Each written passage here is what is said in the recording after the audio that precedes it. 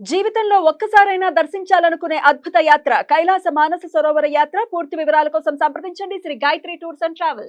నమస్తే, welcome to our channel. నేను పద్మిని. ప్రస్తుతంతో పాటు ప్రముఖ ఆధ్యాత్మికవేత్త, దత్త ఉపాసకురాలు, శ్రీపాద శ్రీవల్లభ దత్తపీఠం వ్యవస్థాపకురాలు శ్రీమతి లతా దత్త గారు మనతో పాటు ఉన్నారు. మాట్లాడదాం. అక్క నమస్తే. అక్క నమస్తే పద్మిని. అక్క, లక్ష్మీదేవికి సంబంధించినటువంటి సాధనలో చాలా రకరకాలుగా చేస్తూ ఉంటాం మనం ప్రతిరోజు కూడా.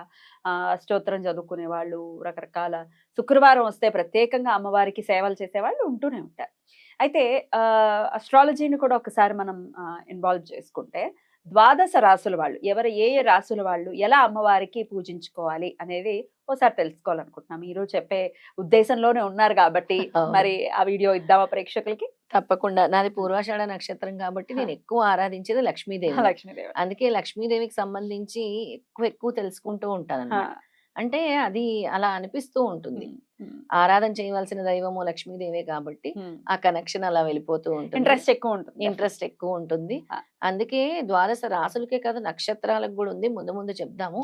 ప్రతి ఒక్క నక్షత్రం కూడా ఎలాంటి రెమెడీస్ చేసుకోవాలి అమ్మవారికి, లక్ష్మీదేవికి జీవిత కాలం వాళ్ళు చేసుకోవాల్సిన రెమెడీస్ కూడా ఉన్నాయి. మరి అవి తెలుసుకోవాలి, మీ నక్షత్రానికి సంబంధించి లక్ష్మీదేవి ఆరాధన ఎలా చేసుకోవాలి అనేది మీరు తెలుసుకోవాలి అనుకుంటే కనుక కమెంట్ సెక్షన్ లో ఖచ్చితంగా మాకు తెలియజేయండి. నక్షత్ర సిరీస్ చేయండి అంటూ కమెంట్ చేయండి. డెఫినెట్ గా మాకు కూడా ఉత్సాహంగా ఉంటుంది. అవును, నక్షత్ర సిరీస్ కావాలి, మా నక్షత్రానికి మేము ఎలాంటి రెమెడీస్ చేసుకోవాలి, మాకు ధనం కావాలి అనుకుంటే కమెంట్ ఉంటేనే మనం చేస్తాం. అంతే, కమెంట్ ఉంటేనే మేము చేస్తాం. రైట్ అక్క. మరి ఇప్పుడు ద్వాదశ రాసుల గురించి చెప్పుకుంటే, ఈ 12 రాసుల వాళ్ళు కూడా ఏ రాసుల వాళ్ళు ఎలా అమ్మవారిని సేవించుకోవాలి, ఏ మంత్రంతో? తప్పకుండా. ముందుగా నువ్వు అడుగుతూ ఉండి ఒక్కొక్క రాశి నేను చెప్పేస్తూ ఉంటాను. ముందుగా మేషరాశి. మేషరాశి ఓం ఐం క్లీం సౌ. వాళ్ళు వృషభ లగ్నంలో ఈ మంత్రాన్ని జపించుకోవాలి. అంతే, ఈ బీజాక్షరాలతో. అంతే అంతే, ఇదే మంత్రం. ఒకసారి చిన్న మంత్రాలు. ఓం ఐం క్లీం సౌహు, ఓం ఐం క్లీం సౌహు అంటూ చేసుకోవాలి. వృషభ లగ్నంలో చేసుకోవాలి. ఎప్పుడైతే వృషభ లగ్నం ఉంటుందో ఆ సమయంలో చేసుకుంటే ఈ మంత్రం బాగా ఫలిస్తుంది. ఎప్పుడు ఉంటుంది వృషభ లగ్నం అంటే?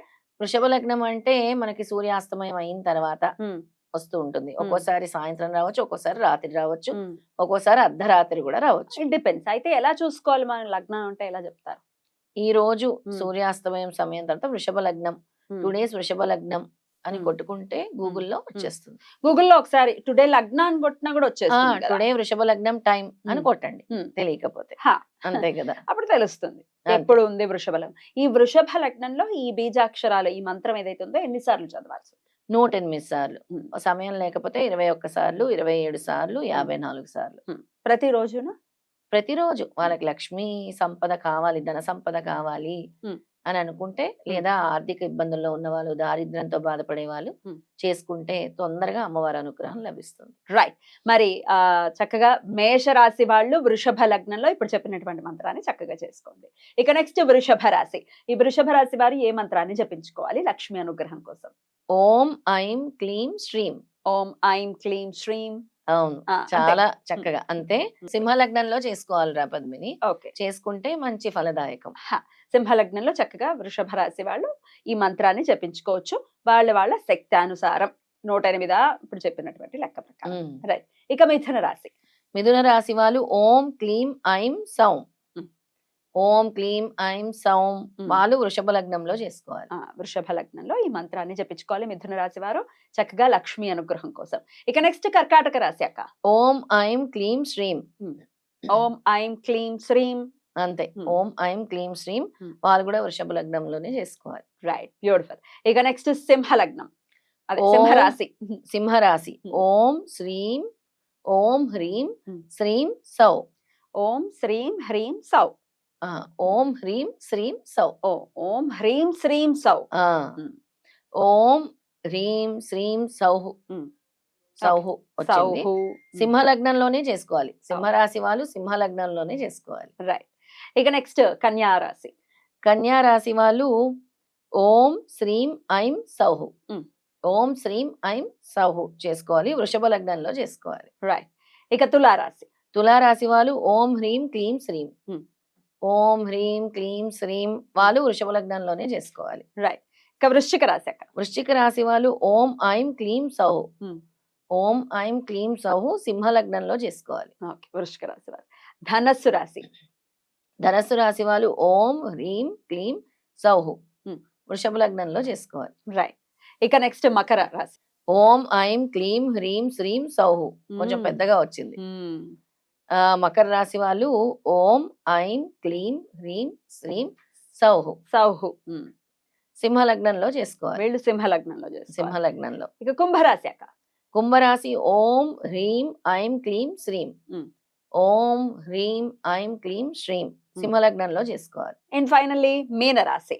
ఓం హ్రీం క్లీం సౌహు Hmm. సింహ లగ్నంలో చేసుకోవాలి. రైట్. బీజాక్షరాలతో ఎలా చేసుకోవచ్చు, ఏ ఏ రాసుల వాళ్ళు ఏ ఏ బీజాక్షరాలతో అమ్మవారిని ప్రసన్నం చేసుకోవచ్చు అనేది తెలియజేశారు. అవును. ఇక 108 సార్లు ప్రతిరోజు కూడా లగ్నం ప్రత్యేకంగా ఏ లగ్నం, ఇప్పుడు ఆ లగ్నంలో కుదరలేదు అని అంటే పొద్దున మాటలైనా చేసుకోవచ్చు. అంటే ఈ లగ్నం అనేది మనం ప్రత్యేకంగా ఎందుకు చెప్తున్నాము అని అంటే, ఇక్కడ అమ్మవారు ఏం చెప్పారు, ఈ లగ్నం ఎందుకు చదవమంటున్నారు అని అంటే, ఈ మంత్రాన్ని జపించటం వల్ల లక్ష్మీదేవి అనుగ్రహం సిద్ధిస్తుంది.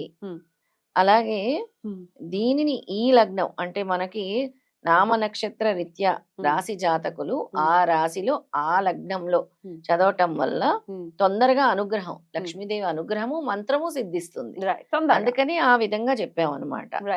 అయితే ఈ మంత్రాన్ని ఇప్పుడు నేను చెప్పాను కాబట్టి ఇలా ఎవరైనా ఒక గురువు ద్వారా పెద్దల ద్వారా తీసుకోవచ్చు. ఇప్పుడు నా ద్వారా వీళ్ళందరూ ఈ మంత్రం తీసుకొని చేయొచ్చు. రైట్. అద్భుతం.